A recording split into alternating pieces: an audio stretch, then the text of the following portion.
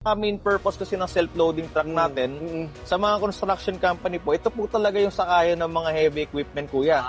Kasi alam naman po natin, yung mga heavy equipment po, hindi naman po siya as mobile as the truck dahil nga truck pad usually ang mga gulong nun. Kaya kuya, ito po talaga yung pinaka-purpose niya.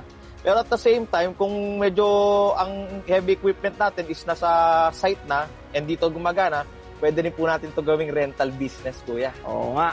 Tama, no? Kasi saglit mo lang naman itatransport yung mga heavy equipment mo dun eh. Yes, kuya. Pag naka-deploy na yun doon, pwede mo siyang gamitin sa ibang business na which is towing services, di ba? Yes, kuya. Towing rentals po. Oh, yun.